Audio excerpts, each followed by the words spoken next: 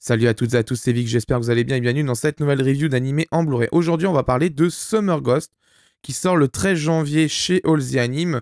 Alors, 13 janvier, c'est pour les Fnac, Amazon, toutes les autres boutiques hors All the Anime. Parce que moi, je l'avais précommandé chez alltheanime.fr et je l'ai eu du coup en avance, parce qu'en général, ce qui se passe, c'est qu'All the Anime les envoie directement quand ils ont le stock. Donc comme ça permet d'avoir un petit peu les coffrets en avance.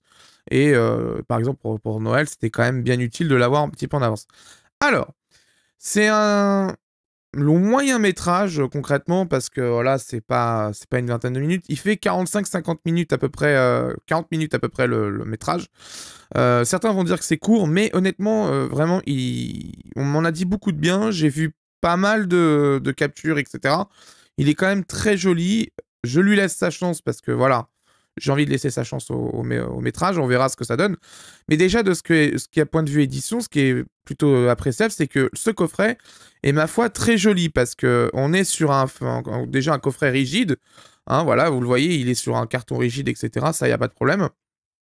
On est sur un vernis sélectif sur les personnages ainsi que le logo, etc. Donc, c'est vraiment de toute beauté. Là-dessus, il n'y a rien à dire. C'est très, très beau.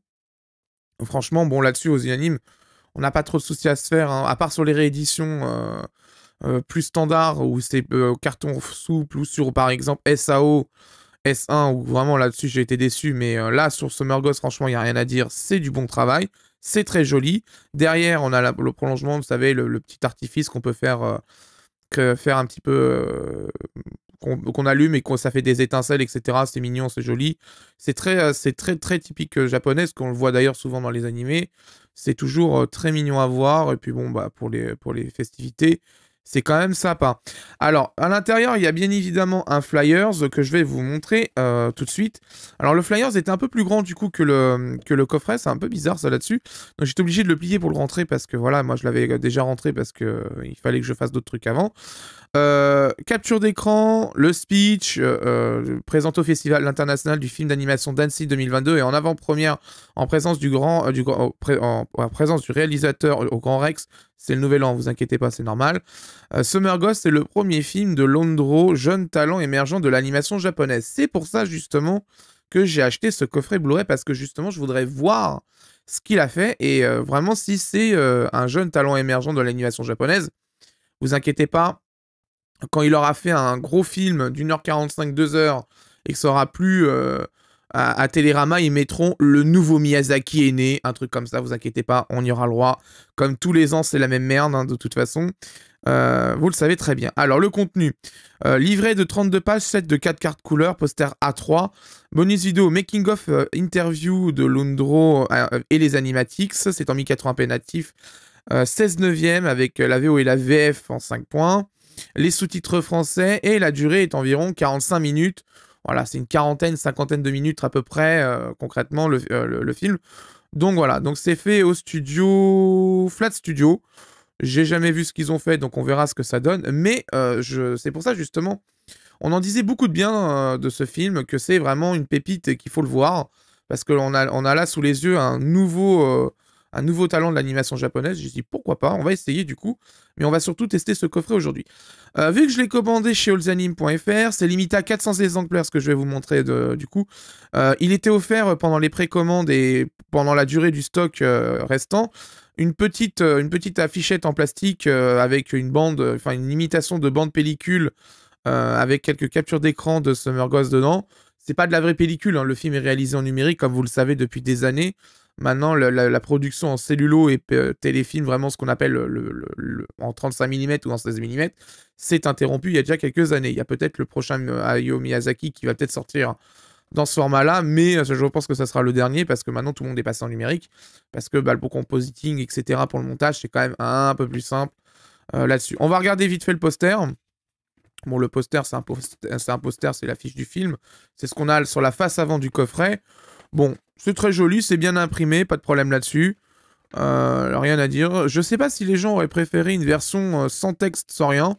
Après, je sais que c'est compliqué en général, les affiches sans texte, côté ayant droit. Donc bon, pourquoi pas, on aurait pu, hein, mais c'est déjà bien quand même qu'elle soit là, donc c'est quand même cool.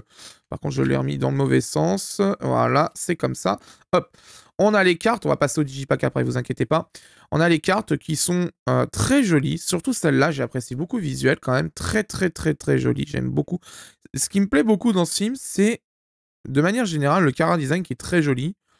Sa patte graphique est très jolie. Là-dessus, il y a des trucs qui me plaisent bien quand même là-dessus, hein. Je le vois au capture d'écran, je me dis: «Ah, c'est quand même intéressant, il y a de l'idée là-dedans», donc on va voir ça. Donc première carte, seconde carte. Ouais, ouais. Bon ça par contre, vous voyez, ça c'est un petit peu plus granuleux au niveau impression. J'ai l'impression que ça vient d'une, capture du ProRes. J'ai un doute quand même, mais potentiellement. Vous voyez, au niveau design, c'est ouais, ouais, c'est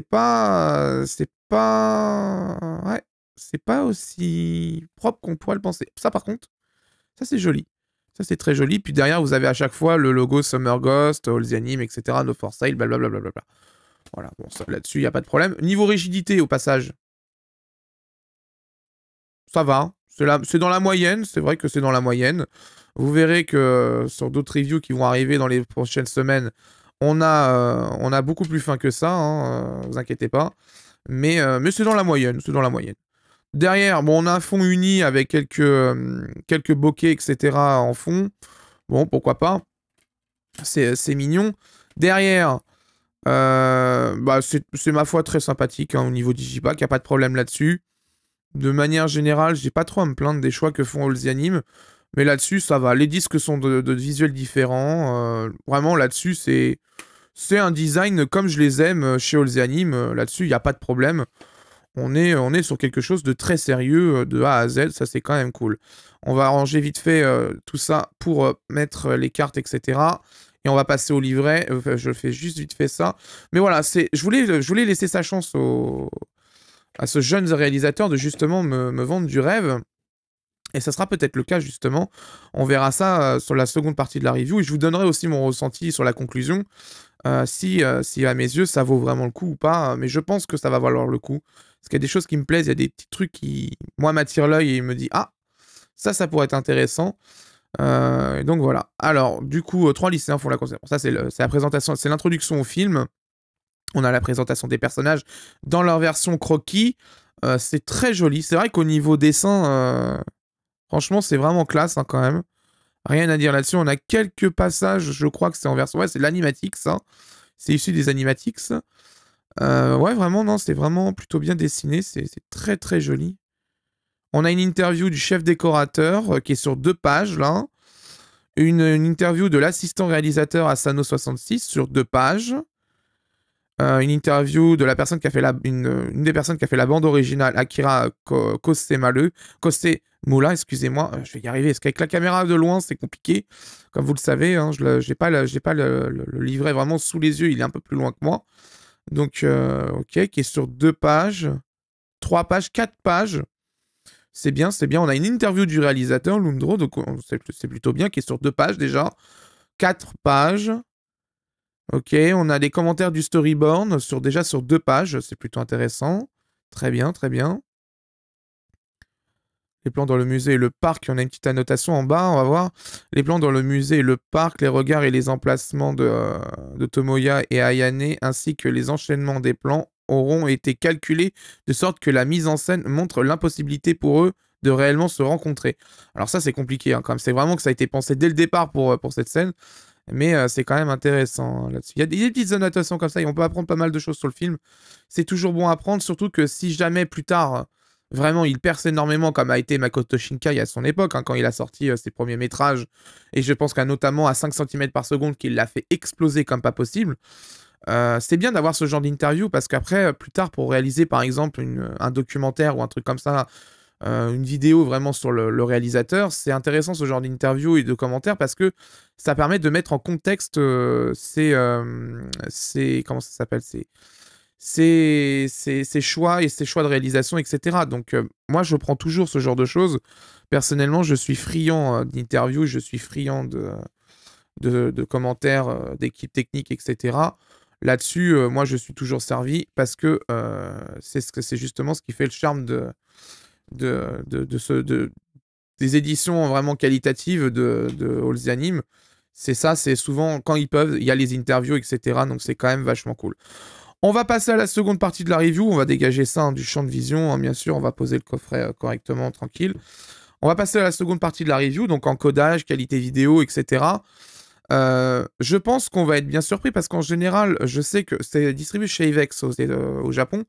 Et Avex, en général, ils choisissent les bons partenaires au niveau vidéo. Hein. C'est très rare qu'ils se plantent sur le choix. De manière générale, chez Avex, c'est très carré, donc il n'y a pas trop de problème. On verra ce que ça va donner sur Summer Ghost, mais je suis confiant quand même. Là-dessus, je n'ai pas trop de soucis à me faire. Et de manière générale, c'est vrai que les animes, ces dernières années, a fait quand même beaucoup d'efforts au niveau qualité vidéo. Il y a quand même moins de problèmes ces dernières années qu'à une période où il y avait souvent soit un petit problème de couleur, soit il y avait Re:Zero, il y avait eu d'autres trucs comme ça, mais ces dernières années, ça s'est quand même pas mal canné. On le verra d'ailleurs sur Sword Art Online. Entre la saison 2 et la saison Alicization War of Underworld, concrètement, il y a eu énormément d'évolutions et on le voit dans la qualité technique du coffret, de la vidéo, etc. Il y a quand même beaucoup de choses qui ont évolué en bien. Et c'est quand même cool, donc on va voir ce que ça donne sur Summer Ghost. Pour vous, ce sera dans quelques secondes, pour moi dans quelques jours. À tout de suite pour la seconde partie de la review.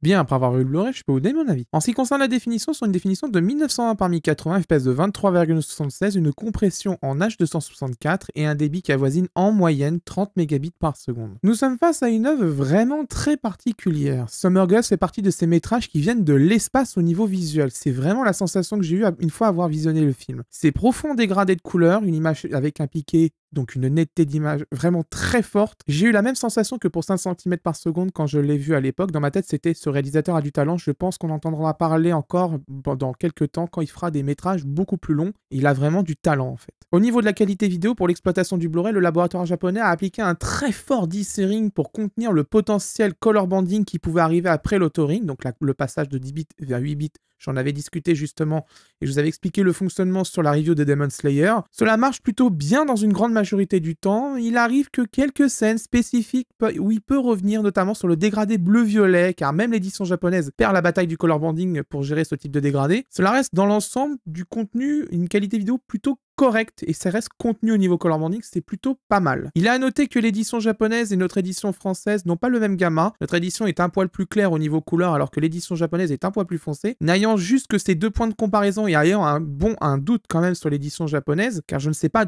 d'où elle a été faite au niveau authoring et au niveau laboratoire vidéo, je peux pas savoir qui c'est qui a raison ou tort dans l'histoire. Donc pour l'instant, on va pas savoir, on va pas pouvoir se dire c'est l'édition française qui a tort ou c'est l'édition japonaise qui a tort. On a déjà vu des éditions japonaises avec des soucis vidéo. J'en ai déjà parlé. Dans la description, si vous voulez vous faire un avis et voir la différence entre les deux au niveau couleur, vous avez un lien Slowpix, vous cliquez sur l'image pour passer d'une version à l'autre. Tout est en description, n'hésitez pas à les consulter. Dans l'ensemble, c'est plutôt un travail bon quand même au niveau vidéo. C'est plutôt bon, donc ça fera quand même plaisir aux fans de belles œuvres vraiment très détaillées. Au niveau du son, VOVF DTS HDMI 5.24 bits 48 Hz. D'ailleurs, au passage, sur le site d'Ozianime, ils annoncent qu'il y a la piste 5 points et la piste stéréo pour les deux langues. Ce n'est pas le cas.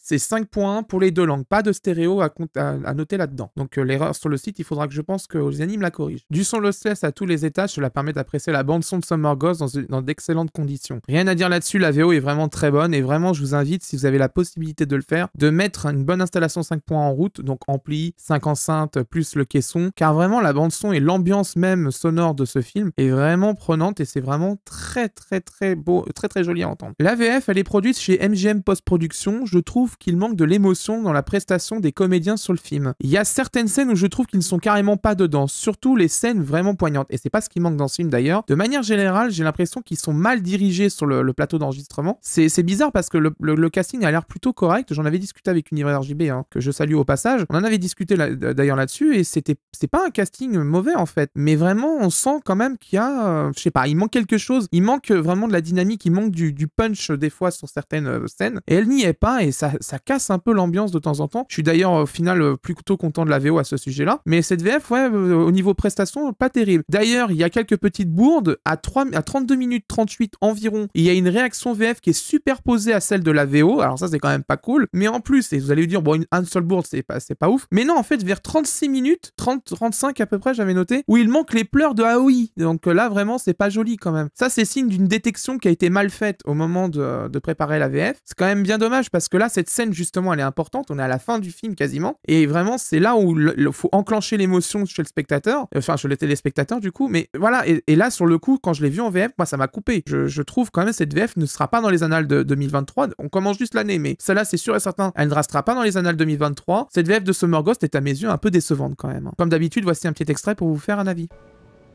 Tomoya, fais pas cette tête-là. On y est.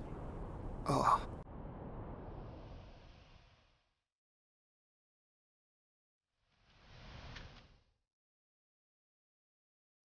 Waouh, c'est immense. Avant, il y avait un aéroport ici. Mais la compagnie a coulé et ça a fermé. Allez, c'est bon. On peut lancer nos flamèches.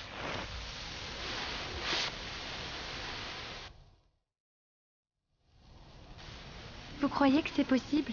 Que ce fantôme existe? J'en sais rien. Je sais seulement qu'on dit que les flamèches donnent le repos aux âmes. Bah, j'espère que ça va l'attirer.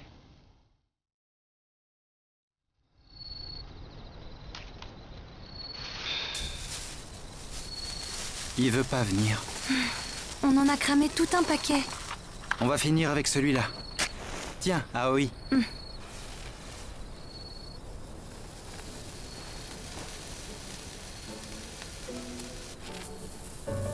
Tomoya, tu sais, j'y croyais à ce fantôme. Dommage qu'on l'ait pas vu. Bon, c'était cool de vous connaître. Hein. Je me suis bien amusé. Merci pour ça.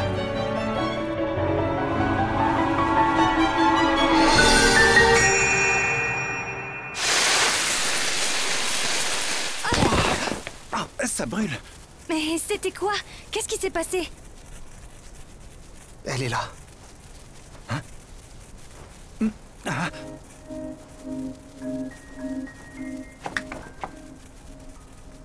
C'est toi, le fantôme d'été? Oui, c'est moi. Que me voulez-vous? Vous savez que je suis morte. Pourquoi venez-vous me chercher?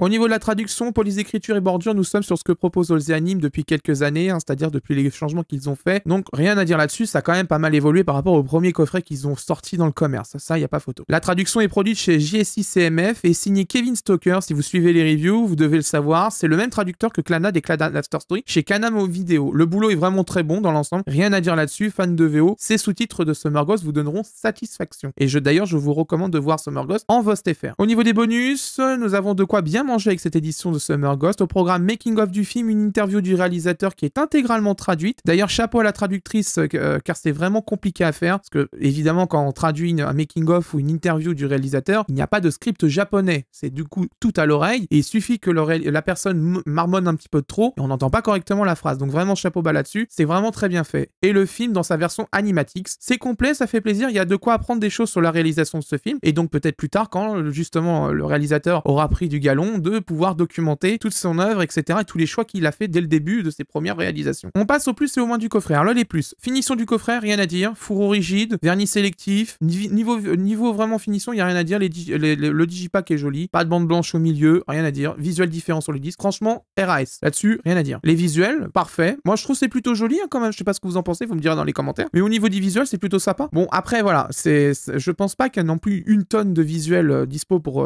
ce film. Mais quand même, c'est avec ce qu'a reçu Olsey Anime, je pense qu'ils se sont plutôt bien débrouillés. Au niveau vraiment du choix qui a été fait au niveau du livret, c'est plutôt pas mal. C'est plutôt bien fait en plus, donc là-dessus, rien à dire. Les bonus, aussi bien vidéo que le livret. Hein, je mets bien les deux d'ailleurs, les bonus plus le livret. Vraiment là-dessus, c'est bien parce que ça permet de documenter correctement le film, comment il a été fait, et les choix qui ont été faits, et de comprendre certains points du film. C'est vraiment très intéressant. Donc là-dessus, au moins, merci Olsey Anime parce que l'effort a été fait. L'audio parfait. Bon, en VO, là-dessus, rien à dire. En VF, moins quand même. On en reparlera dans les moins, mais au niveau de la qualité audio en elle-même, c'est plutôt vraiment très bon. Là-dessus, rien à dire. Aujourd'hui, de toute façon, c'est très compliqué de se tromper sur des pistes VO avec un son lossless et des machines exceptionnelles au niveau mixage, etc. Donc, vraiment, c'est très compliqué quand même. Aujourd'hui, The Soirée. La qualité vidéo, elle est bonne. Bon, Après, voilà, comme l'édition japonaise, elle est atteinte de quelques traces de color banding, on en parlera dans les mois d'ailleurs, on va y passer tout de suite. Les quelques traces de color banding, évidemment, c'est un petit peu dommage, mais ça aussi, l'édition japonaise est touchée. Ça, j'ai l'impression plutôt, c'est peut-être parce que bah, le labo n'a peut-être pas le même galon que certains gros labos au Japon. C'est possible, parce qu'au Japon, on en a beaucoup, hein, Sony PCN, Imagica, Q-Tech, etc., etc. Il y en a plein, il y en a des très gros, des très importants et des très qualitatifs. Après, voilà, est-ce que ce film a eu la chance de passer dans un laboratoire très sérieux? Ça, on ne sait pas, parce que j'ai pas pu savoir exactement où il a été fait. La VF, très moyenne dans l'ensemble, vraiment, et c'est le point, je pense, noir de cette édition, c'est la VF. C'est décevant, parce que d'habitude, on a des VF plutôt bonnes chez All The Anime, là, sur le coup, et on m'avait prévenu quand même, on m'avait dit, MJM, faut faire attention, parce qu'il y a quand même des choses bizarres, souvent sur leur VF. En effet, là, je viens de le voir, une réplique VF, enfin, une réaction VF qui est superposée à celle en VO, et un oubli de réaction sur une scène en plus importante, qui est les larmes de Aoi quand elle pleure. Là, il n'y a même pas une réaction, on n'entend rien, du coup, ça fait vraiment bizarre, en fait, ça sonne creux, en fait, la scène, on a l'impression que c'est du chiquet, alors qu'en VO, justement, la scène est vraiment poignante. Donc vraiment, là-dessus, la VF est très, très moyenne, et je trouve quand même que ça manque vraiment d'une vraie VF solide, en fait, sur ce film. Et l'autre dernier point, et c'est, je sais, parce qu'au Japon, il y ait ce disque, c'est l'absence d'un CD d'OST. J'aurais bien voulu avoir quand même l'OST du film en CD, parce qu'elle est vraiment très belle. J'apprécie beaucoup la qualité de ce film, vraiment au niveau musical, etc. Il y a vraiment de très bons choix qui ont été faits. Ça aurait été sympa quand même de pouvoir justement la réécouter tranquillement sur son PC ou sur sa chaîne IFI, etc. Ça aurait été vraiment très sympa. Si vous souhaitez acquérir ce coffret, comme d'habitude, je vous mets les liens en description. Il est vendu en moyenne une trentaine d'euros sur les différentes boutiques en moyenne, 35-39 euros en fonction de où vous allez l'acheter au moment où il va sortir. Comme d'habitude, si vous souhaitez faire un achat, les liens Amazon permettent de retoucher une petite commission. Ça vous coûte 0 € et moi, ça permet de soutenir les reviews et d'investir dans de nouveaux coffrets, comme notamment les Sword Art Online que je vais faire très bientôt en review. Voilà, c'est la fin de cette review. J'espère qu'elle vous a plu. Prochainement, vous allez avoir Le Roi Cerf, qui est la deuxième sortie d'All The Anime en ce début d'année, qui sort le 13 janvier. On va pouvoir faire la review. C'est un gros film de production IG, donc on va pouvoir enfin la taper dans les films qui font la bonne heure et demie sans problème, et voir un peu ce que fait IG aujourd'hui en matière d'animation japonaise, puisque ces derniers temps, malheureusement, je n'ai pas eu le temps trop de regarder ce que fait IG, et j'aurais bien voir un peu ce qu'ils font aujourd'hui, parce que ça reste quand même un gros studio. Ils ont vraiment fait des choses exceptionnelles, je le redis encore une fois, mais Ghost in the Shell Standalone Complex, encore aujourd'hui, quand vous le regardez, c'est magnifique, c'est une très belle œuvre, et vraiment, je le redis, IG fait partie, à mes yeux, des grands studios d'animation, où en général, on sait qu'on va passer un très bon moment devant un film ou une série. Si vous souhaitez soutenir les reviews, comme d'habitude, vous avez les liens Amazon en description, comme je vous l'ai dit pendant la présentation du coffret pour la conclusion. Mais si vous souhaitez pas faire vos achats sur Amazon, mais vous souhaitez quand même soutenir les reviews, vous avez les super merci et le bouton rejoindre. Le bouton rejoindre vous donne directement accès en avant-première aux reviews, donc c'est-à-dire que quand elle est uploadée sur YouTube et que le chapitrage est fait, je mets la vidéo disponible pour les membres de la chaîne qui soutiennent financièrement la chaîne, jusqu'à la sortie définitive de la review publiquement. Donc voilà, c'est le seul truc pour l'instant que je peux offrir. Peut-être à l'avenir, je vais peut-être vraiment essayer de trouver quelque chose pour au moins mettre en plus dans les contreparties du bouton rejoindre. Mais en tout cas, voilà, pour l'instant, ça restera comme ça. Et je compte vraiment bien commencer 2023 en ajoutant des choses quand même. Quant à moi, je vous laisse et d'ici là, portez-vous bien. Ciao.